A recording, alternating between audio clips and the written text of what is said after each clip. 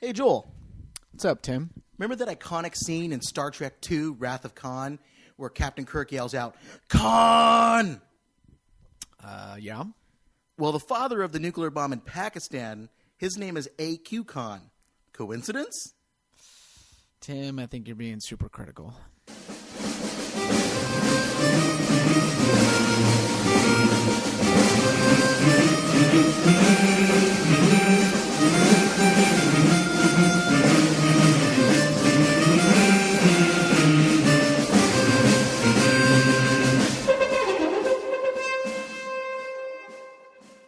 Welcome to another episode of the Super Critical Podcast, where we delve into the fun and sometimes nonsensical way pop culture and nuclear topics interact. We usually watch a movie, but today we changed things up, flipped on Netflix, and proceeded to needlessly overanalyze a TV show. My name is Tim Westmeyer. I am a nuclear enthusiast whose work on nuclear issues for over a decade has left him with one crippling weakness: an inability to avoid complaining about Hollywood's portrayal of nuclear weapons. Thank goodness my co-host is here to keep me positive. Hi, this is Joel, and I've been a friend of Tim's for nearly a decade, so it makes me completely qualified to be on this podcast, even though I know nothing about nuclear issues, but I do like a good movie and a good conversation. It's usually just Joel and I, but today we felt like we needed some backup because we are a little bit out of our elements because we watched 2 episodes of the original series run of Star Trek. There's no one better to comment on the significance of some of these episodes than one of my good friends from school from back in the day, Gabe, who, if you're a nuclear enthusiast, I would say he is definitely a Star Trek enthusiast, or as we can say, our Trekkie in residence today. So, Gabe, welcome to the show, and we look forward to a good conversation, and as long as you can keep it super critical. Thanks for having me, guys. I'm going to do my best to be super critical as Tim is, but at least on the Star Trek stuff today. So we all got obsessed with movies in the case of Joel and nuclear stuff in the case of me. How did you get into Star Trek? What's your Star Trek origin story? I've been watching Star Trek for quite some time now. I think I first got into some episodes of Next Generation through a friend of mine and was originally really drawn into kind of this. I was a real science nerd, so the science fiction, space kind of aspect of it. But then as I got older, I realized that I kind of enjoyed the some of the bigger questions that the whole franchise asks about, the human condition and ethical dilemmas and morality and the hope for a better future. So that's kind of why I love it. Can I just say, as a funny aside, especially between me and Gabe, I do remember when Gabe first got married, and as I was getting ready to attend the wedding, I was trying to come up with a gift for Gabe.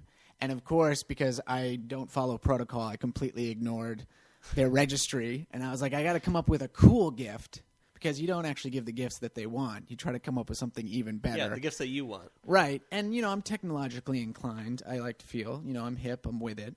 And so what did I do? Well, I got them a year subscription to Netflix because I thought, hey, they're going to want to do a lot of binge watching and stuff like that. So I got it for him, and come to find out, after the wedding and stuff, they were back from the honeymoon. I was like, oh, how are you doing? And one of the first things I remember is Gabe saying, oh, great, we've definitely been watching Netflix. We realized that they added all of the Star Trek shows to Netflix. We're starting from episode 1 and watching every single episode right now. It's awesome. And I was just thinking, wow, first week back from the honeymoon and everything. Oh yeah, and you're focusing on binge watching Star Trek. You gotta love it. Gotta keep the romance. No, I think my wife Rachel joined me for a couple of those, and there weren't many after that. But no, definitely, it's a great gift, and I love watching Star Trek on Netflix. Still working through it. Well, we hope that today's viewing of Star Trek episodes really reminded you of the love for your wife and your marriage's strong foundation, because I think it really helped us, too, because we approached these 2 episodes today that we watched with a renewed passion than we normally have for some of the more action movies that we traditionally watch. So the 2 episodes that we did watch today, and this might end up being a 2-part episode because we have a lot to cover. First one we watched is City on the Edge of Forever. And Gabe, am I wrong about this? That this is a pretty famous episode of Star Trek? Yeah, if you see like the top 10 or top 5 lists, this is consistently in there. I think the script won a Hugo Award. It's pretty critically well recognized, even though there was some conflict in terms of the way it was originally written. Harlan Ellison, right? Yeah, Harlan Ellison, and he was a pretty like ornery guy, and Gene Roddenberry made some edits that he did not appreciate, but the outcome was pretty good nonetheless. Well, Harlan Ellison, I'm sure we'll get to him too, because he also wrote a cool story, A Boy and His Dog, which was made into a movie. It's another one of those post-atomic war man wandering around in the desert movies, but it's a guy, I think he's got a dog that talks to him, so it's a pretty fun one. I'm sure we'll get to that one at some point. That's what they turned into Fallout 4, I guess, right? Yep, exactly. So this episode came out in April 6th, 1967, and it was episode 28, near the end of the first series. And I have never seen a full episode of the original series run. I was more of a Star Trek movie fan, so it's definitely quite a shock to delve into this, and also not to see that there was quite a number of nuclear topics in this episode. It sounds like Star Trek really made a mark when it came to the culture of the time, and kind of what it took for influence of episodes and plots was really based quite a lot around what was going on in contemporary America as Gene Roddenberry was writing these. I know that Star Trek started right around the time of the Cold War, after the Cuban Missile Crisis, and around the time of China's first nuclear test. So I'm sure the viewing public must have been quite anxious about the risk of nuclear war. But it still seems too, right, that Star Trek presents a very optimistic picture of what the future could look like, a world where we were peaceful and countries had abolished nuclear weapons for the most part and had moved past that. Would you kind of understand that was what the vision that they described not only in these two episodes but in the full canon of Star Trek? Yeah, no, for sure. Star Trek, it's like this post kind of war, post-capitalist, almost like socialist utopia, which it's kind of weird that they named the main ship there the Enterprise. They should name it probably USS Bernie Sanders or something like that. But no, yeah, that's definitely the vision. And it's interesting because in a lot of the original series episodes, they kind of have to come up with some plot device whereby they're either going back in time, that's what we're talking about today, or revisit some planet that has some characteristics of the conflicts that Earth face. And the idea of the show is kind of showing how the ideals of the future tie into the realities of the condition that society finds itself in in the 1960s. Yeah, and it's interesting too because it seems like some of the technical advancements that are made in the ships, for example, seem to nullify the impact of nuclear weapons. I know that I know this is not out of my wheelhouse, but when I was doing research for this episode, it seems like there was one episode of, I don't know if it was Next Generation or the original series, but the Romulans, when the other alien races tried to fire a nuclear weapon at the Enterprise, but it did nothing. There was no damage to the hull, and it seems like they were nuclear weapons, even though as powerful as they were in the 20th and 21st century, they were replaced by photon torpedoes armed by antimatter. So it seems like nuclear weapons, while they're in there, they're used much more on the sidelines, which is kind of an interesting world to look at. Weapons aren't gone. Weapons of mass destruction are gone. They're just not the ones that contemporary people, when they were watching this, understood. Yeah, they kind of have to come up with like allegorical, a stand-in for nuclear weapons. And yeah, as the nuclear age, they harness the power of the atom. In Star Trek, they start to get into more of this like quantum, style stuff where, it's like space-time and everything. But yeah, the themes are still there at least. Because what's a photon torpedo? What's that? It's never really clearly explained. Obviously, yeah, photon is an emission of energy in the form of light. So it shoots out of the ship and it's pretty bright. And then they move on, I think, to quantum torpedoes. Quantum torpedoes. Yeah, those are if a photon torpedo is like the A-bomb, I guess the quantum torpedo is like the H-bomb or something like that. But yeah, they have that kind of stuff. And, there's matter and antimatter that powers the engines. I think it's assumed that stuff's like pretty dangerous. In Star Trek 2, once again, we're going to do a lot of spoilers here today. So if you haven't seen Star Trek 2, probably turn this off now and go watch Star Trek 2. But Spock is he's killed by radiation from antimatter. So it's not exactly nuclear stuff, but there's like a tie-in that it has the same level of maybe danger or creates the same level of fear and tension and stuff. I mean, Gene Roddenberry, he must have been very thinking about a lot of these issues. He was a pilot during World War II and saw combat. I think he was a B-17 pilot. So he lived through that time and probably saw and experienced horrors of war and people dying, and certainly saw the dropping of the bombs on Hiroshima and Nagasaki. So, and then obviously bring that into the 60s where there's all this kind of crazy stuff going on. It must have left a big mark on him when he put the show together. Well, I know that one of the ways that nuclear weapons appear in, again, not sure which version of the Star Trek this is, but I guess the Romulan bird of prey, the Romulan spaceship. I guess the Romulans tend to be the evil equivalents. Are they more like the Soviets in the analogies? Yeah, the Klingons were mostly the Klingons, they were mostly like the Soviet kind of counterpart. The Romulans were definitely bad guys though, and of course you could kind of fit the characters to the allegory however you really want, but they were like the kind of enemies of the Vulcans more. It's gonna get too nerdy here, but the Vulcans and the Romulans were like the same race, and then they have the splitting where the Vulcans become like guided by logic and altruism, and the Romulans get break off and become mastered by their emotions and anger and things like that. So, well, I just know that I guess the Romulan bird of prey spaceship used a nuclear weapon not as a weapon but as a self-destruct tool. So I wonder if that's a little subtle message by the writers to nuclear weapon advocates. And the only thing these things are good for in the future is destroying yourself. Yeah. But like Gabe already mentioned, nuclear weapons found their way into the Star Trek plots. But in the case of the 2 episodes that we watched today, the crew of the Enterprise must first travel back in time to the 20th century in order to be faced with nuclear fears.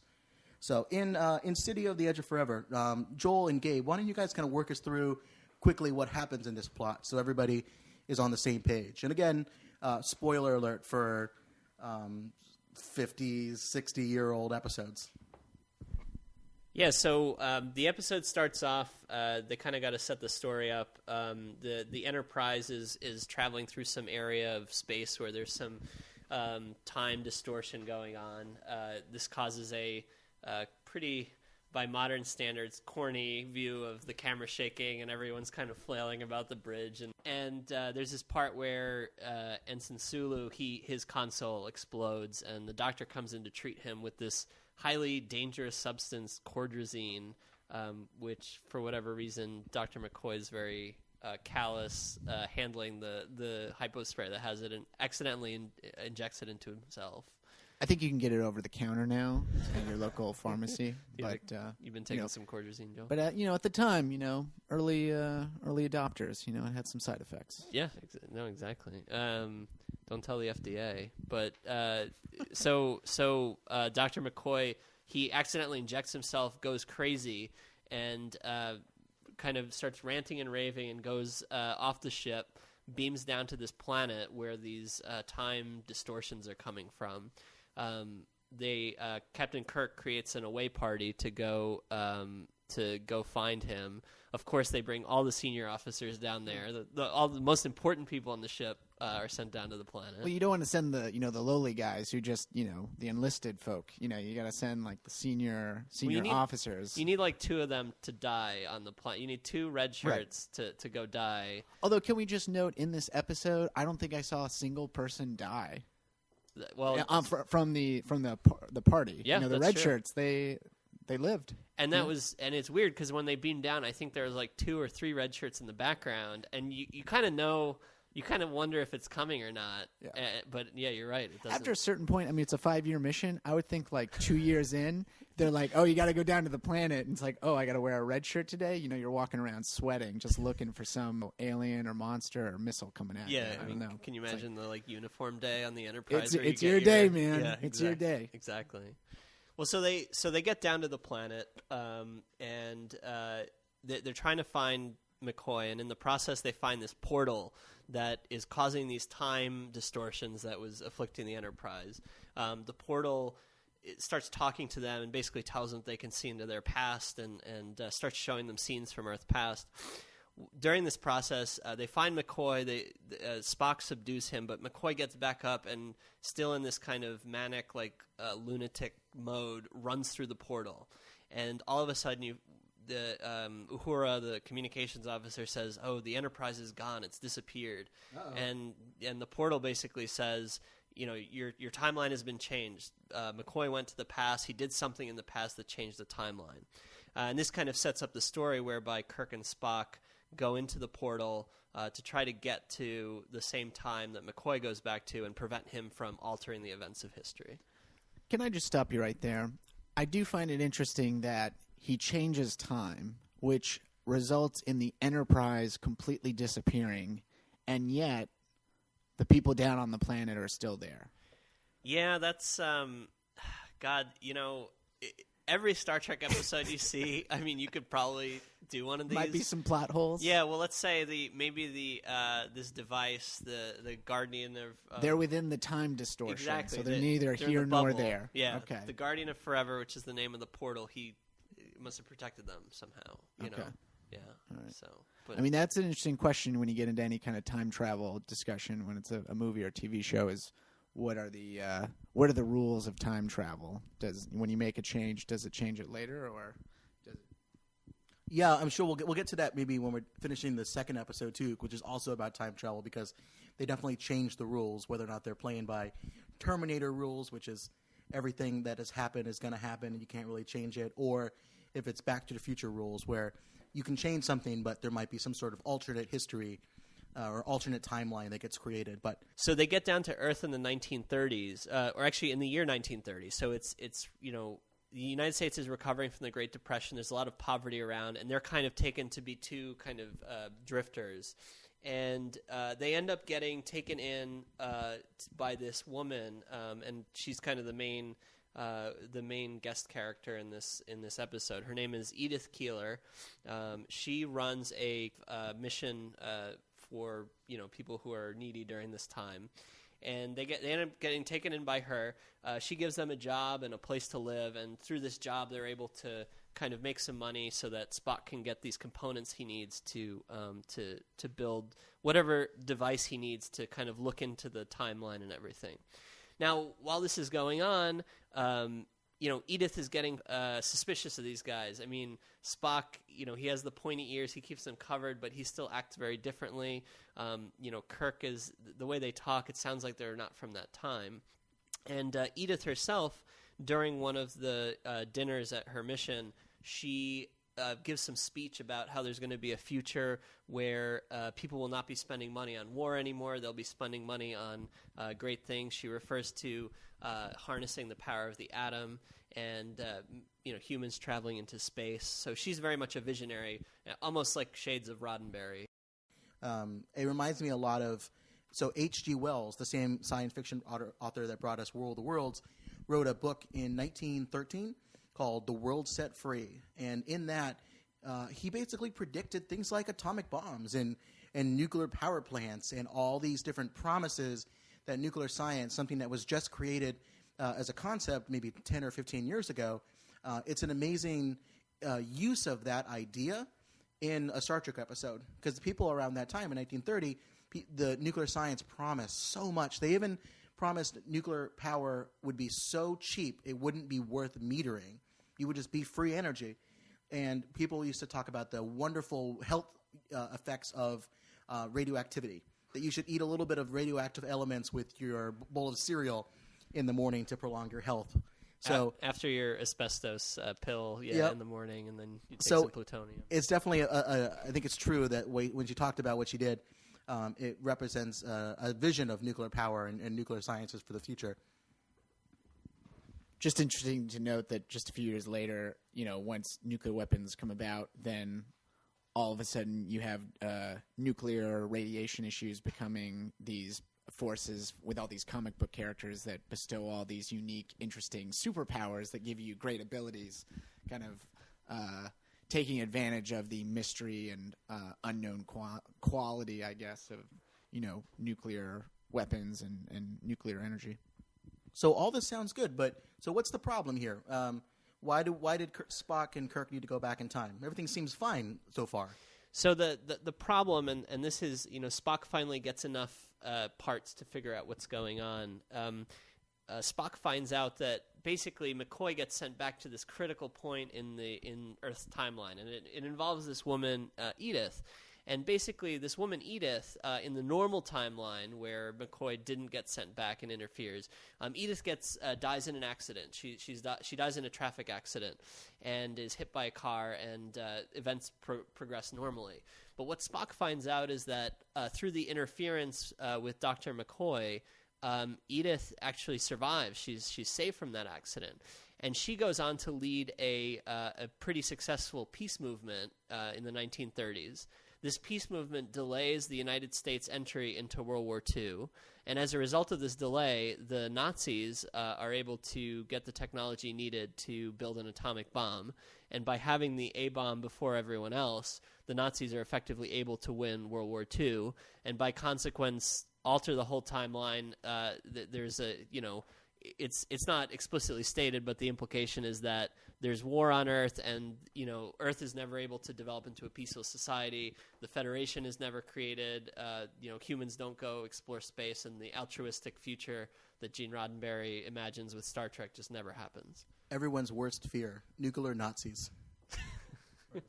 While this is going on, Kirk and Spock need to determine what they're going to do, and this is all complicated by the fact that Kirk, surprise, surprise, who would have thought? develops a romantic interest in the woman. But there's a lot of episodes where, Kirk has like this reputation as this intergalactic Casanova. Ladies' man. Yeah. Walking around in tight pants and wooing women all over the galaxy. But unlike a lot of those, I think this episode, for me at least, had more... It was more of a heartfelt thing. I mean, you could feel this connection, and I think in many ways that's because I think there's a lot of Gene Roddenberry himself in this character of Edith and her vision of the future. And I think you can kind of see Kirk is very much attracted to she's a beautiful woman, but he's attracted to this part of her that looks to the future that's very optimistic. Well, if I could also see it at Roddenberry sees himself in Kirk as someone who wants to kind of explore the unknown and then finding that same ideal in another. And so it's falling in love with the person and obviously falling in love with the ideals that kind of create that union. It's beautiful. Yeah, no, I think that's what came through for me as well. So Kirk kind of faces this very difficult decision. Is he going to allow Edith to die, and is he going to allow the timeline to go back? And by letting her die, all these great, wonderful things will happen. But by letting her die, he's obviously letting someone that he has fallen for, be killed, which is not easy. And there's this great scene where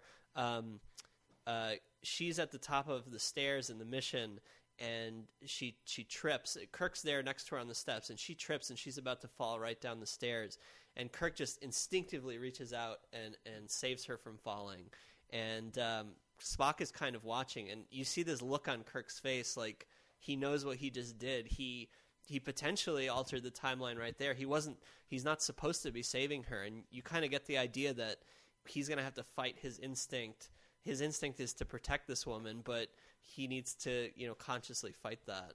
So what I thought was puzzling to me, though, throughout the episode is, and I guess maybe this is just Spock's, unwavering loyalty to Kirk, his friend and boss on the ship.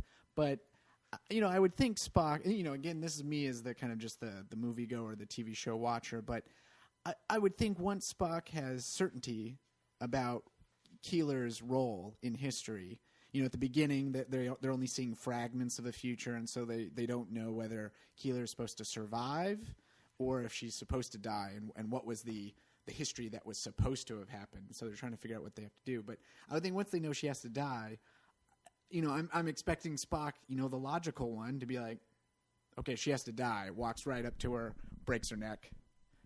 From my point of view, that was a big plot hole in my mind of Spock saying, well, the logical thing is to allow her to die.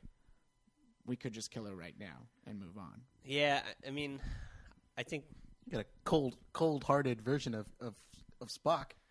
Yeah, and he's wearing like this like burglar cap, so it would be very it would probably be appropriate if he just came up behind her and Well, isn't there that one famous episode of Star Trek where Captain Kirk and Spock have to fight, and they fight with those kind of Q-tip things that are from American Gladiators, but one of them is sharp, and they have to fight on some sort of planet because the people will kill both of them if they don't fight. So Spock goes, "Well, I guess we're going to go and do it." Yeah, that was in Amok Time, where they have to battle to the death, and Spock just doesn't kind of care. He just like does it, and it's pretty amazing. So much for his friend Jim. Yeah, but no, I mean, back to Joel's point. I don't know. I think one of the criticisms I've read about this episode is that Star Trek is all about these great ideals and being noble and humanitarian, and yet the plot involves letting a woman die. Allowing a nice person who's doing really good things, literally for lots of poor people at that moment, but then also setting up this peace movement to die. Yeah, exactly. And I think it's easier to have them taking a passive role and allowing time to run its course rather than actually taking an active role. I mean, that's what I think Roddenberry might have said about that. That sounds a lot to me like what I know about the Star Trek from Star Trek movies is the prime directive. You're not supposed to interfere with the internal politics of a local planet. Is that the case here? Yeah, I mean, there's this concept in Star Trek called, the prime directive, once again, to get pretty nerdy, is when you go to a civilization that has not yet developed the capability to fly far in space, you're not supposed to make contact with them. But then there's this concept of kind of the temporal prime directive in some of the episodes, which is a similar thing applied to time, where you should try not to alter events as they've happened in the past. But once again, there's some episodes in which they break this. There's some episodes in which they bend it. There's a lot of questions about how you adhere to it. Okay, so Edith, she must die. Does she? So, yeah, I mean, unfortunately, events are, time keeps on going. McCoy ends up showing up eventually in the plot line as they expect him to. He kind of shows up on the street, and similar thing is he's ranting and raving just like he was before, and he ends up actually getting taken in by the same mission at this 21st Street mission by Edith. And there's like a scene where he goes to get something to eat. He meets Edith for the first time, and Spock's working in the kitchen behind him, and they just kind of miss each other. So Spock and Kirk don't know that he's there. He doesn't know what's going on. He's still like in a delirious state. Two spaceships passing in the night. Exactly. Well done. And so they're kind of both at the same mission. And meanwhile, Kirk is very distraught about this, this conundrum that he faces. But it eventually comes to a head in which Kirk and Edith go out to a movie, a Clark Gable movie, which conveniently enough, they don't know who Kirk and McCoy don't know who Clark Gable is, and she like laughs at it, and they're going out to the movie. And Edith says something like, "Oh, my friend McCoy said the same thing," meaning that he said that he didn't know who Clark Gable was either. And Kirk freezes and says, "Oh, McCoy, like, hold on, I need to go tell Spock, wait here." And very abruptly runs across the street. Spock is on the other side. Tells Spock about McCoy. McCoy pops out of the background right behind them, and they see him. And meanwhile, Edith is crossing the street, which has passing cars, and McCoy sees Edith crossing the street and about to get hit by a truck, and he lunges out to try to save her, and Kirk knows exactly what happens. He restrains McCoy and prevents her from saving her, so she ends up being involved in this accident, and she gets killed as she was supposed to in the original timeline. And I think like one of the biggest traumatic moments, other than her actually getting struck, is that moment where McCoy is the one who sees her get hit, and Kirk is looking away because he's holding back McCoy. And then McCoy looks at him and he said, "I could have saved her. You knew I could have, and you let her die."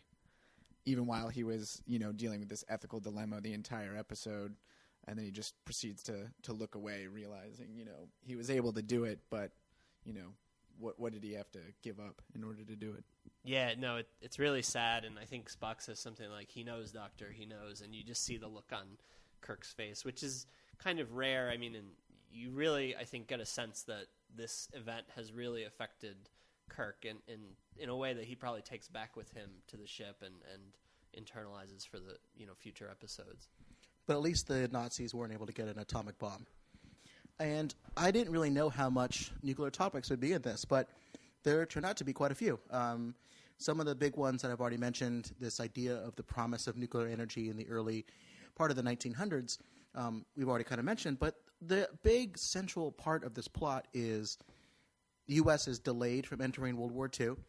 That delay during, I guess they call peace negotiations, allows Germany to build an atomic bomb and win World War II.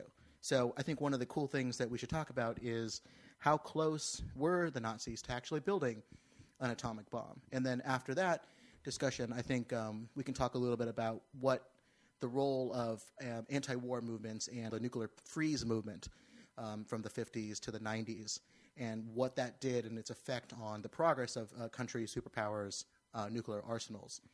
So the episode assumed in our unaltered timeline that Germany was very, very close to building an atomic weapon, one that could win them the war. And the only thing that's stopping them was the U.S. entering the war when it did. This is clearly the impression that the United States and the UK had at the time. And it makes sense because Germany had entered nuclear physics and the knowledge about uranium earlier than any other country. Nuclear fission was discovered by German chemist Otto Hahn in 1938. One of the world's leading theoretical physicists, Nobel laureate Werner Heisenberg, yes, the same guy who invented the theory of a principle of uncertainty, invented what we know now as quantum mechanics, and also was the drug kingpin name that Walter White took in Breaking Bad. He, all that Renaissance man, remained in Germany and was actively involved in the atomic bomb and Germany's nuclear physics projects. So the prospect of Hitler with an atomic bomb was a little bit too much of a risk for the U.S. and the U.K. to ignore. But historians and nuclear experts now quite dispute how close Germany was to actually building an atomic bomb. And there are several reasons why this is the case. Germany had great difficulty during the war to getting the fissile material, the weapons-grade fissile material that they need in order to fuel the bomb. There were production delays, basic science delays. They didn't understand what type of material they needed to do to be able to moderate a reactor, a bunch of these actual technical challenges that faced them. And more importantly, it never really prioritized the bomb project or even cared about theoretical science, a theoretical physicist, something that turns out the Nazi leadership saw as more of a Jewish science without utility for the war. Theoretical concepts seemed like they didn't provide an immediate utility for the war machine. So I guess, for the non-nuclear guy here, or one of the two non-nuclear guys, so what was, because clearly, I mean, the bomb was such a national priority here, and, Einstein, I think, wrote the letter, advocating that the bomb should be created. Is there any documentation of, was Hitler aware of kind of the progress? I mean, what was his position on it? I mean, it's very interesting to hear that this wasn't on the radar as much because it could be such a game changer. Well, this is one of those he said, she said things because people disputed, I'll get to that a little later, German scientists about what their actual interest was in a bomb. Many of them claimed later on that the reason why Germany didn't make one was because they didn't want to. They knew that the bomb was going to be an awful moral choice to make, and they decided to kind of back off from that. But also at the time, most German scientists thought that a bomb might be possible, but it would take a lot longer to build one than the war would actually last. They thought Germany was going to win or lose the war a lot quicker than it actually turned out how much the fighting took place. So, and in addition to that, there was also quite a mass exodus of Germany's greatest scientists, many of them Jewish, out of Germany and Italy, and unfortunately for them, into the hands of the Allies. So I guess that explains the Nazis' interest in pursuing artifacts of Christian history, like the Ark of the Covenant and Holy Grail. Like the nuclear bomb. Well, we lost a couple of key folks to develop it. So Plan B. Well, they still had Holy that. Grail, They still had choose that, wisely, my friend. They still had that guy with the fedora and the duster and the crazy glasses. So they had him. He was still there. He was still on board. Right. It was the normal one who was doing the nuclear weapons, but they got that guy. It's like Jerry. Now that guy's messed up. He'll get some crazy weapons, like a cup. It also didn't help that Germany was getting its butt kicked on the Eastern Front, which put a big pressure on resources and manpower in terms of their ability to work on a bomb project itself. So even though the United States didn't get involved in this timeline of Edith living, there was still a big struggle for the war for much of Germany in terms of the Eastern Front. So, I mean, just hypothetically, and I don't know if there's an answer. I mean, how much time would you think that the Germans would have, feasibly needed, given the kind of current war conditions going on? That they're fighting battles on multiple fronts, and what's a realistic? How long might the United States have to have been delayed to really give them the chance to do this? I don't think it was just a question of time. They had a number of technical and scientific challenges and just basic different approach. Once Hitler's blitzkrieg against the Soviet Union hit a wall in the winter of 1941, the German War Office moved to prioritize uranium studies in favor of other types of raw materials. So even if the United States didn't get involved, they pushed their sciences in the direction of a different strategy. Very little money at that particular time was being dedicated to uranium development. Most of it was being done, the science was being done in very cramped university labs that weren't really suited for the scale of research that needed to be done. And at its peak, and this is a huge starking statistic, as many as 100 people were employed in the Nazi atomic bomb effort at its peak, compared to 250,000 in the American atomic bomb project. So that really gives you a sense from early on what their priority was. So giving them more time to be able to develop a bomb doesn't change the fact that they didn't have the resources and some of the technical knowledge, and also just the people working on it, because they were working on other things. Yeah, I mean, that's fascinating just to hear that. And, we, I think for those of us who, I don't know much about history from that time, maybe just the basics, just assume that everyone, there's this race afoot to like who's going to get there first. I wonder then why, clearly the writers of the episode, I mean, I don't know, maybe they had knowledge of this or not. I wonder why they invoked this idea. They could have just said the United States delayed their entry into the war and the Germans won just because they had more time. I almost wonder why they bring the nuclear element. Maybe it's just because it was the fear at the time, and it might have plugged into people's, worst fears and imagination. Well, I mean, my presumption was, again, not knowing, the histories of the various countries and their interest or disinterest in the case of Germany in pursuing nuclear weapons, but my presumption is the writers depended on audiences' assumptions that because we know the nuclear bomb was so demonstrative or authoritative in ending aspects of the war or the war, that the race was necessarily going to go to who would be the first to actually develop the nuclear weapon. And so even though Germany wasn't actually that interested, it appears that would be necessarily the way it would be ended. It would just be a matter of whether it's the United States or Germany, regardless of the fact that there are many other countries also involved in the conflict.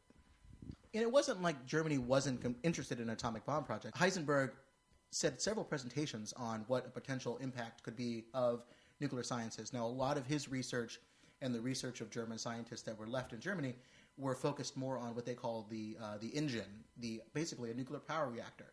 That was their thought of what could be done in the short term.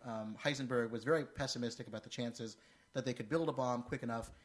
He said basically this was due to a lack of technical knowledge and know-how about how to build uranium enrichment facilities that made the bomb material that they needed. But some of the major people that were involved, Albert Speer, S-P-E-E-R, he was one of Hitler's close advisors. He was the Minister of Armaments and War Production, said that the lack of enthusiasm from his science team basically gave him the impression that the bomb could no longer have any sort of bearing on the course of the war. So there was a series of steps that took place. Well, even though they were interested early on, they didn't necessarily follow through with that. And so Albert Speer, the same guy who was Hitler's closest confidant, behind his back doubted whether or not Hitler understood the bomb's implication. He said that the idea quite obviously strained Hitler's intellectual capacity, and he was unable to grasp the revolutionary nature of nuclear physics. So he proceeded then to basically halt the bomb project in 1942 because they figured nothing could be completed between 3 and 4 years, and they thought the war would already be done by then. They shifted on to other projects. So through the kind of lens of history, you know, we're able to know this in hindsight. But what did the United States think? What did they think the Germans were up to with respect to getting the bomb at the time? No one told the Allies of any of these delays or lack of interest. The U.S. and the U.K. operated under the assumption that the Nazis were mere months away from an atomic bomb. A number of the key scientists involved in the Manhattan Project, people such as Robert Oppenheimer and Albert Einstein, they only agreed to lend their scientific genius because they believed Germany was going to beat the Allies to the bomb, a pretty scary proposition for them. James Conant, who was one of the key scientific and policy advisors on the Manhattan Project, declared in early 1942, "If the Germans are hard at work, they cannot be far behind since they started in 1939 with the same basic initial facts as the British and ourselves.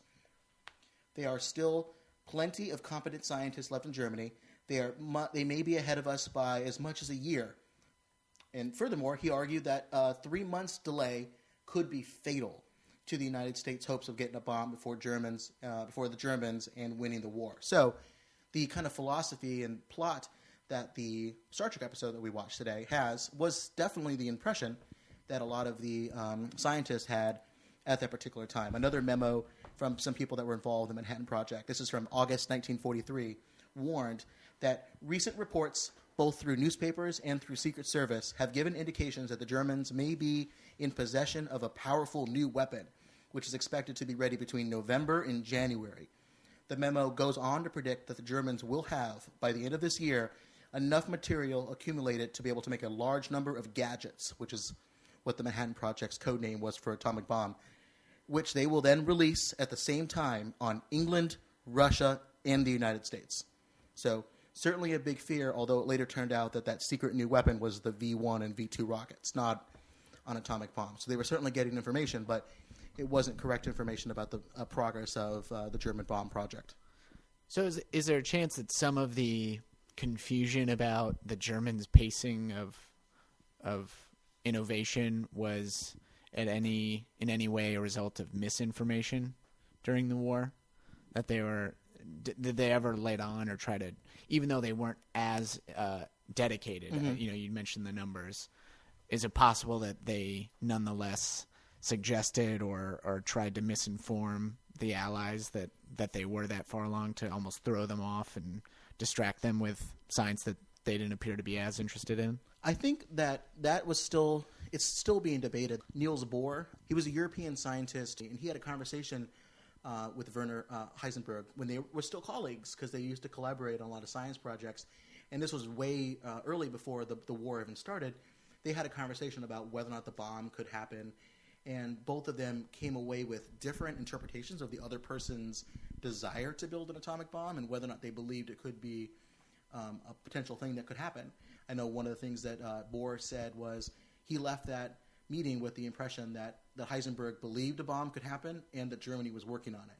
So that fear was what then got instilled into other scientists when Bohr would go talk to people who eventually worked on the Manhattan Project. So I don't know if that was necessarily misinformation, but it was certainly working with a limited set of information, which is sometimes just as bad as having false information. Right. But there was a really interesting espionage mission that was done near the end of World War II in 1944 to get to the bottom of this. This was called Operation Alsos, A-L-S-O-S. It was aimed to determine how far the German program had advanced, and the operation concluded pretty quickly that German scientists had made very little progress beyond trying to build a nuclear reactor in the wine cellar of one of their hideouts. So that was their homebrew project in the basement. Was about as far as they were able to get. When the Allies, this is really interesting, they secretly recorded the German scientists that they captured after World War II. They put them in a couple rooms in a place called Farm Hill in the UK, and just listened to what they talked about. Because after the United States dropped the atomic bomb on Japan, all these scientists sat around a room and said, guys, why didn't we do this? We thought this couldn't happen. Hey, Phil, did you think you could have gotten this done? You told me earlier this couldn't get done. And then Bob was talking to Phil about why they couldn't do it. And they had to come up with some sort of an explanation why Germany didn't build the bomb. So they had excuses relative to the manpower that was involved, whether or not Hitler really wanted one, whether or not the scientists were there. And then eventually kind of later came to the conclusion that their public response would be, didn't have the technical knowledge, didn't have the raw materials, and we had some issues with the sciences. But privately, when they would talk to the friends and family, it was because they didn't want to build a bomb. That they knew a bomb was going to be an awful thing. They didn't want Hitler to win, because at this point, some of the information about the Holocaust was coming out. So they felt that it was very important to get in front of that story and to say that they never wanted that maniac Hitler to get an atomic bomb. Maybe not working as hard or falsifying some of their research, that they would then go out to delay building a bomb. So even though the United States entered the war when it did, and in this alternate timeline of Star Trek, where it was delayed, the U.S. was delayed in entering the war, potentially, if this theory about whether or not the scientists actually wanted Hitler to have a bomb may have even further delayed Hitler's bomb project. So it's one of those things that it definitely is being debated about the extent of the scientists' involvement. More than like a well-oiled war machine, this sounds like a bunch of like pissed off interns who like don't want to like make copies for their boss or something. Well, it's one of those things that it's sometimes silly things can happen which can stop a project from going forward. They wanted to have the people who were interested in the atomic bomb project wanted to organize a meeting with top Nazi leadership to say, look, this bomb is a real thing that can happen. So they tried to organize a presentation, but unfortunately the secretary that was assigned to send out the invitations accidentally sent the wrong program, the wrong lecture notes to the people that they were inviting, because there was 2 lectures that same day at that same location. So all of these Nazi leaders these very high-profile people got this really boring lecture that was unrelated to something as exciting as the atomic bomb. So they all politely declined to attend the meeting. Jerry, you had one job. You had one job. Yeah. So at that event, Heisenberg presented the potential for the military application of the bomb. So at least one guy was there that was interested into what he had to say. But one of the cool quotes from Werner Heisenberg was asked, "How large of a bomb capable of destroying a city? What would it need to be?" And he sat for a second and thought, and put his hands out and said, "About as large as a pineapple." So certainly bureaucratic mishaps and fruit-based humor. It's fascinating, and I mean, just to kind of bring it back to the theme of the episode, and there's this theme in the episode that history kind of hangs on this linchpin, and if something goes a certain way, the tide of history can be forever changed. And you think about stuff like that. What if at this meeting, what if somebody woke up and paid attention and said, "Hey, this is amazing," or what if something changed slightly? It's pretty incredible to just think, given the fact that the Nazis had the time advantage, just how things just went the way they did and how they could have been completely different. Well, sure. My impression is that the Third Reich's failure to build an atomic bomb wasn't simply a matter of time. It represented a failure at many different levels. Trouble with basic science. It represented little interest of the Nazi leadership in the field of nuclear theoretical physics. Interpersonal disputes between various people that were involved in the project, all wanting to look out for their own individual interest.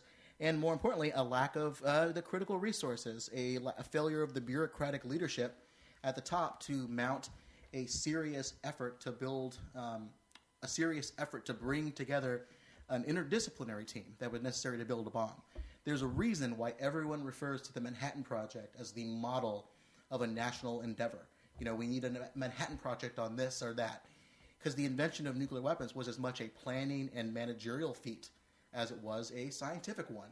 So, sure, if the Nazis had more time and less American soldiers pestering them on the Western Front, they could have maybe eventually gotten their act together. But I don't think it's nearly as simple as the episode makes it out to be.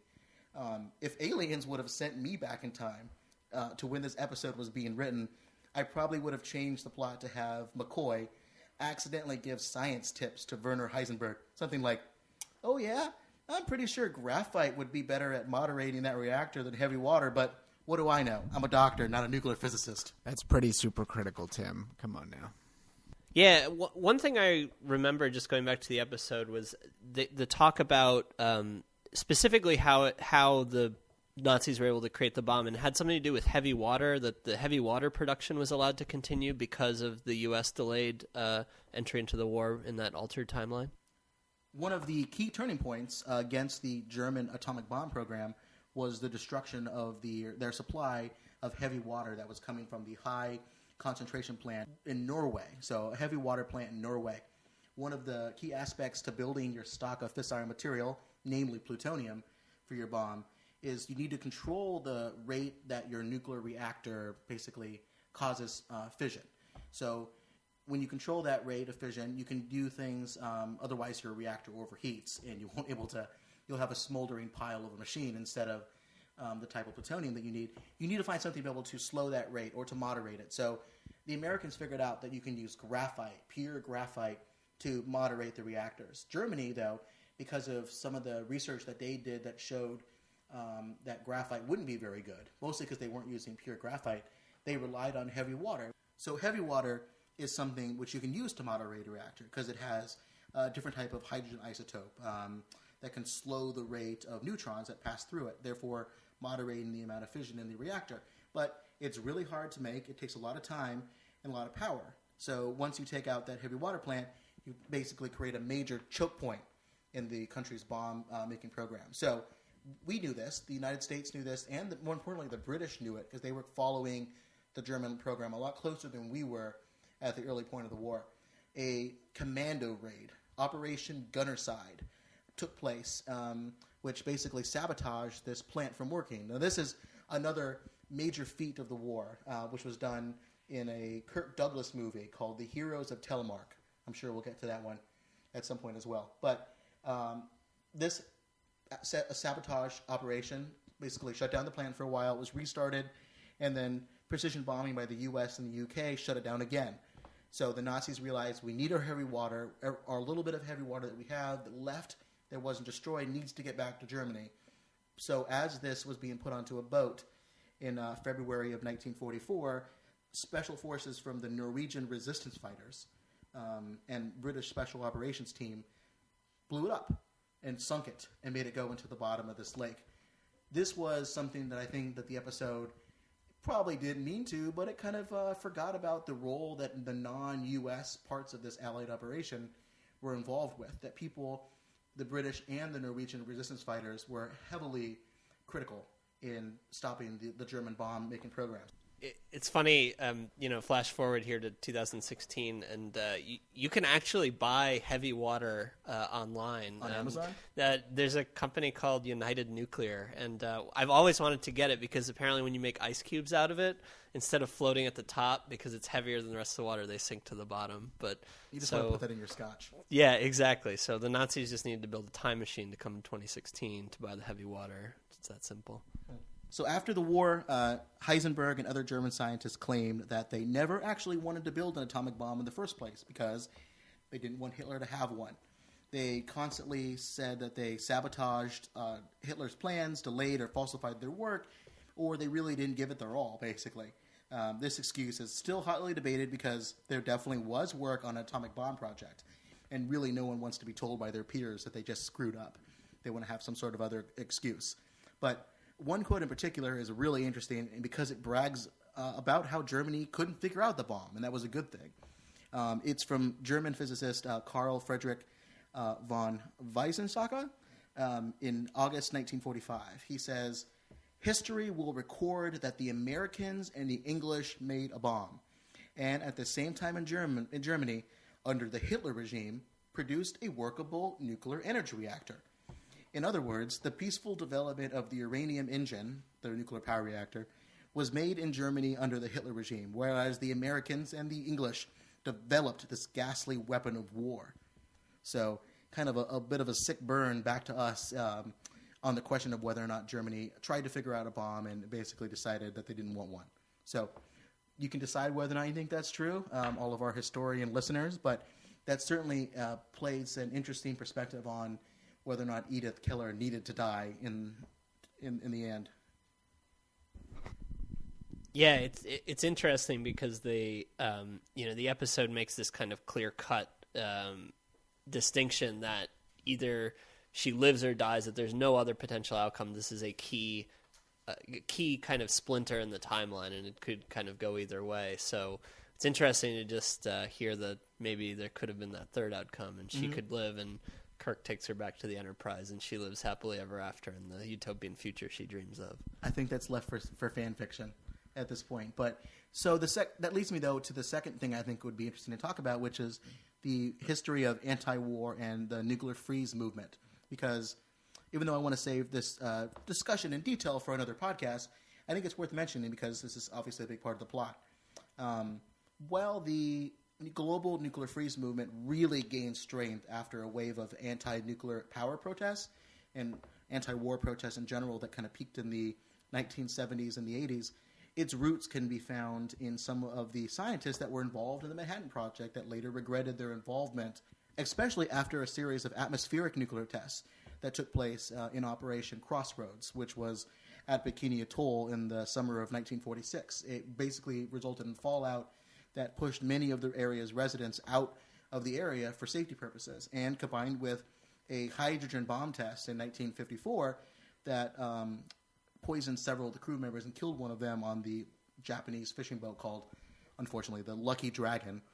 The public became very agitated and at the potential of the damage of nuclear weapons. So there was lots of protests, lots of people calling for either the no longer pursuing nuclear weapons, a rollback, a global disarmament movement.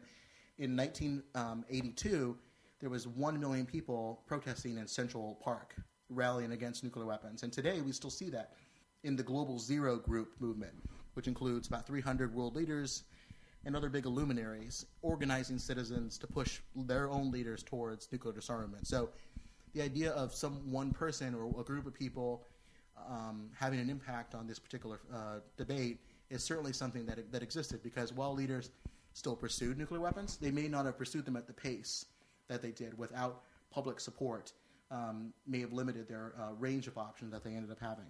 We are not the only scholars who debate these important issues, gentlemen. Michael Lewis, a professor at Christopher Newport University, wrote a chapter in the book, I recommend everyone to read this, Star Trek and History, a edited volume exploring how the show covered and was influenced by real-world historical events. Lewis, on this issue that we watched, really had something to say. He doubted that the plot of On the City of the Edge of Forever could have happened, whether or not Edith Keeler, who he describes as not a very famous person, just a social worker who ran a flop house, had, with no national campaign to help her, how she could overcome American support for the British, who were under siege of the Germans, and also their hatred of Japan after Pearl Harbor. He concluded if someone as influential as Charles Lindbergh, who was a very famous person who was against getting into World War II, if he couldn't make headway against the rising tide of war sentiment, how could this virtually unknown social worker have? So a separate question about the potential for a human in one person to make an impact. A little pessimistic, but it seems a lot less optimistic than Gene Roddenberry would have. Yeah, it seems like another Edith Keeler burn there, but yeah, some people just don't like him. So I think one other thing for me, at least, that this episode brings up is it ties in once again to this conundrum of do you let one person die to achieve this greater good? And there's this big theme in especially the Star Trek movies, this idea that the needs of the many outweigh the needs of the few or the one. And it's kind of implicitly made here that Edith needs to die to have a better future for more people. And this got me thinking about the U.S. decision to drop nuclear weapons on Hiroshima and Nagasaki, which clearly brought a rapid end to the war. But there's, I think, this debate of, we killed many people, including innocent civilians, in order to achieve that greater good. And I think this is a question that Star Trek comes out in the same place almost as what we actually did, which is that it was justified. But I'm just curious, what you guys think about, if revisiting that decision in light of this episode and in light of kind of the bigger ideas that we're thinking about here. Well, I would just note, and I think it's more explicitly stated. I mean, literally in the second episode that we've been looking at with Star Trek, where they say, this was actually the way that history was supposed to have occurred. So we didn't go back in time and alter history. This actually was the history that it was back then, and we're just discovering it. So we're now the ones that are moving forward, even though we're moving backward, and realizing. So I took away from both of those episodes that the creators were talking about the ethical dilemma of when faced with the ability to alter history, which direction you take. You can also look at it as, well, do you really have the power to alter history, or are you merely following the way history was supposed to have gone? That's certainly true, but it's also when Spock was arguing with Kirk about why they couldn't save her, even though he was in love with this one individual person, that he talked in terms of the numbers. He said millions would die if we don't follow through with this. So even though they were correcting what went wrong in the timeline, but they didn't correct it. Well, they corrected the fact that McCoy saved Edith, which caused the world to look different. They were correcting that individual thing. They were stopping that from happening. Right, but as we'll see in the second episode with time travel, I don't know if it's Kirk or someone states, maybe it was someone else, where they talk about the fact that, like, we were here all along. Mm-hmm. And we led to, so if anything, that brief moment where the Enterprise is gone, that's the outlier in the overall kind of continuity of the narrative. I think we're both confused about the inconsistent time travel rules that happen, but because in that later episode, it seems like no matter what they would have done, the Enterprise was always involved in the history of these events. But I think in this one, that memorial question about what's more important, is it saving a million people or millions and millions of people or saving one person? I think that underlining moral calculation, which usually people refer to as a utilitarian calculation, is something that the people who were involved in the bomb dropping project tried to make. I know there were questions about whether or not you would take an atomic bomb and just test it on an island somewhere and show the world, look, we have this thing, it works, and we're willing to use it. But then other people came back and said, well, if you drop it on an island, maybe they won't know how many you have, or they maybe will doubt whether or not it's real because they won't have seen it go off. They will think that maybe you won't actually use this against citizens. So that morality question really underscores whether or not they wanted to drop the bomb. At least with the atomic bomb that was dropped in Japan, you weren't quite talking in terms of millions. You were talking in terms of hundreds of thousands that could die in the atomic bomb or dying in terms of a ground war. So the question then is not only the number of people that you would save or force to die, but whether or not they were Americans or Japanese. So you have a level of calculations in your moral decision making. That's one thing I always wondered is why didn't they just drop the bomb next to 40 or 50 miles outside of Hiroshima, or just somewhere on Japanese territory where it wouldn't inflict that damage? And to me, I guess if I had the power and were given the keys to history, that's probably the path I would have gone. But yeah, like you said, I mean that maybe doesn't have the desired outcome. Well, not only that, but whether or not you drop the first one and then don't drop the second one, and whether or not the Japanese leadership, the emperor, had time to even understand that a bomb was dropped and that a bomb of an immeasurable difference than regular firebombing which had been taking place, whether or not that was different, and whether or not they actually had the time to basically understand what was happening, because once the city was destroyed, phone lines were destroyed, or lines of communication. It took several days to figure out what's going on there. So there is that question, but then you get into the debate about, was the second bomb that was dropped in Nagasaki, was that a message for the Japanese, or was that a message for the Soviet Union to say, stay out of Europe? Yeah, I mean, the interesting thing for me is that in this episode, it's kind of a binary choice, right? They have the option to either intervene or not intervene, whereas, as you mentioned, there's many different factors when when you think about unleashing this, this horrible thing on the world. You don't really know what the effect's going to be, and it makes the real world a little bit harder to navigate that in. But I think at least this episode kind of gives me almost a hint that maybe Gene Roddenberry would have thought that maybe it's okay if the result is you can progress with a more peaceful society. But I don't really know. I think you'd have to ask him that, and obviously you can't do that. So this is some heavy stuff, but forget the nuclear nonsense for a certain point here. Let's pretend like, yeah, the U.S. entering the war is what stopped Germany from building an atomic bomb, and one person, whether you be a social worker or a Star Trek writer, can change the world if you want to. Beyond that, was this still a good episode? Was this something both Gabe as the Star Trek enthusiast in residence and Joel as someone who I think we've seen some of the Star Trek movies together, but I don't think you necessarily were wearing your Star Trek pajamas growing up. What did you think about this? Yeah, I mean, I think it's a fantastic episode. Certainly one of my favorites. The intro it's a little bit kind of hokey, the way they get into the plot, but once they get into the story, it's fantastic. I mean, I see a lot of Gene Roddenberry here in this episode in terms of this very optimistic character of Edith, and that kind of is reflected in Kirk's kind of love interest with her, which seems very genuine.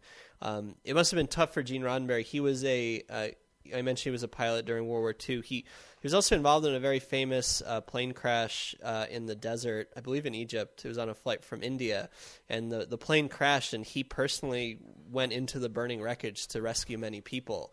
So this idea of kind of rescuing people as being kind of the instinct, I mean, I think you see that in Kirk. So to write something where you would have to actually go out of the way and not save someone must have been a very incredibly difficult thing for him to write.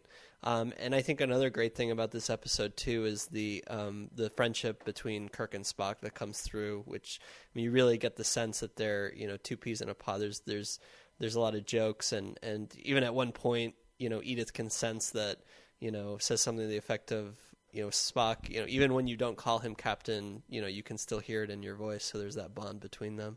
But I'm curious what Joel, the more uninitiated Star Trek viewer, would say. Well, I can understand why it's considered up there in terms of the overall canon as one of the better episodes. I think we can all point to either stories or acting stereotypes of like Kirk and his manic kind of acting style, or the other things that people like to make light of about Star Trek. This is one of those things where I think most people would agree it's a really solid episode, although I would say it's solid because of the individual actors and them being able to really show the relationships between the characters, despite I think some of the shortcomings of the actual storytelling. I thought the mechanics of the story were a little more lacking. I think we all talked about how the episode ends rather abruptly, that there's literally the accident. And you see this great reaction from Kirk. Like it's those personal relationships where you see a lot of dramatic reward, I guess, to the overall story. But the actual arc of the storyline seems a little incomplete, where all of a sudden it happens, you see this great emotional tension, and then they're able to step outside back to the present, and then Shatner or Kirk says, let's get out of here, and then it just credits roll. Right, and I thought it was interesting because I would have thought that a great way to continue that tension would be, well, what does Kirk do when they want to leave? How does he react to that power that's down on the planet? And, again, as someone who, is kind of not a big Star Trek person, just looking at it from a narrative standpoint, I would have thought it'd be interesting just for a couple more minutes. And I thought this is where The Next Generation was really good, that they would have the story, they would have some kind of conclusion, but there was always that 2 to 5 minutes of conversation or dialogue with Picard at the end to kind of wrap it up for the audience of where do we go from here, and then how does this impact me going forward. And I thought you sense, and you even noted it, Gabe, you feel like he internalized it and it went with him. But I don't think the audience really saw a payoff narratively about, what does humanity do when they realize there's this power on this planet to completely change the course of history? What do we do with that knowledge? So now it's time for everyone's favorite section of the podcast, the nuclear most offensive. What was the thing that bothered us the most about this particular episode of TV we watched? Whether it be a technical nuclear question or just simply a plot hole. What got most under our skin?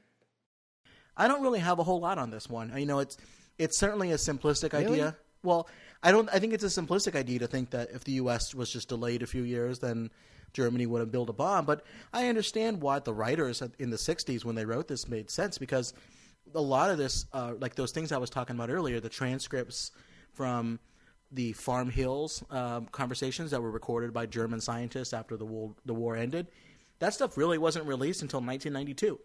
So people must have operated for years under the assumption that the Germans were right around the corner from building a bomb. I mean, that was what the narrative that was promoted at the time amongst the people and the scientists that were involved, and then to the public as well.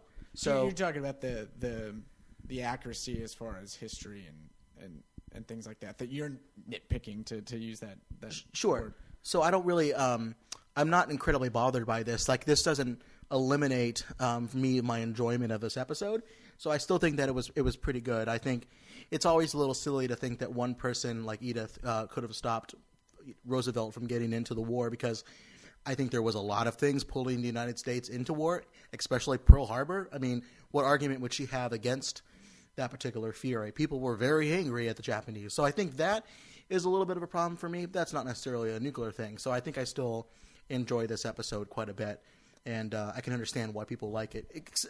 The pacing at the very end was odd and very awkward, but you know, it's a show that came out in the 1960s, so I think they did a really good job for what they were doing. For me, I'll just do it very quickly because you talked about it a little bit, and then I'm curious to get Gabe's take. But, you know, I don't think it was just the pacing that I was most critical of at the end, but it was just that huge loose end of we have the equivalent of, you know, a godlike power to alter all of history that can even destroy our very existence of the future that we like and hold so dear. And it seems like they just leave. And so, for, you know, like, I don't know if they would have needed, you know, like 2 minutes. Just the thing of, man, I'm glad we destroyed that thing. Yeah, I was saying the credits. I was saying at the very end they should send a few photon torpedoes to the surface and be, oh yeah, what is it, Guardian of Tomorrow or Forever? You guys are just, we don't like you very much. This one's for Edith, and then send a few photon torpedoes to the surface, but. Maybe that was a violation of the Prime Directive. So I get what you're saying, Joel. It just seemed like that was a perfect time for Jean-Luc Picard to say, we dismantled it and moved on, and then roll credits. Right universe, wrong show. I come back in time. No, I think I definitely take what you're saying, Joel. I mean, yeah, it's like a song almost that ends on a on an off note that it just kind of, you don't really know what to do with it. I thought the weakest thing of this episode was the kind of backstory or plot devices that they need to get you to the past. You know, they have this thing about McCoy accidentally injecting himself and running around like a madman. Apparently the original script had something to do with like a drug dealer loose on the ship, and I think there was some holdover from that. Gene Roddenberry ultimately didn't want, you know, a story with that tone. But yeah, for me, and then this portal, and I think that's kind of the problem. That is never tied up. There's no explanation of what happens with that, mainly because this is just a plot. I view it, at least, as just a plot device to get them there. Maybe they could have done it a little bit more elegantly, and if anything, that's what I would have said, that, you know, maybe there's a better way to get you into that story.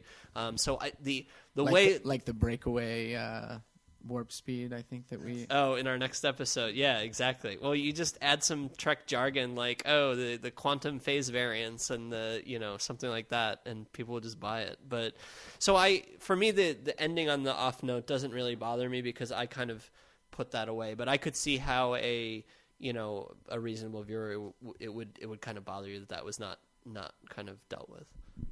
So that's our discussion of Star Trek City on the Edge of Forever. If people might be more interested in research on Germany's nuclear bomb project and what happened and what didn't happen, there's 2 books I recommend checking out. One is Jeremy Bernstein's book called Hitler's Uranium Club, The Secret Recordings at Farm Hill. This is something that came out in 2001. You You can find it on Amazon or your local bookstores. It's a great depiction of what the scientists were doing and how far they had gotten. And then it pulls together a lot of information that wasn't available until the 1990s. And also, I'd recommend Mark Walker's book, German National Socialism and the Quest for Nuclear Power from 1989. So it gives a little bit of a picture of what people were thinking before these transcripts were released in their full capacity. So it's those books combined with, just watching this episode would give you a pretty good picture of anxieties about the German program and what we needed to do about it. So this took a little bit longer than I thought. I thought we'd be able to cover both episodes in this podcast. So let's move this to a second part. So this second part will come out next week instead of this week. But thanks again, Joel and Gabe, for coming along. Gabe, can you stick around for a little bit and be able to cover our next topic here? Of course, I wouldn't miss it. Good, because we can't do this without you.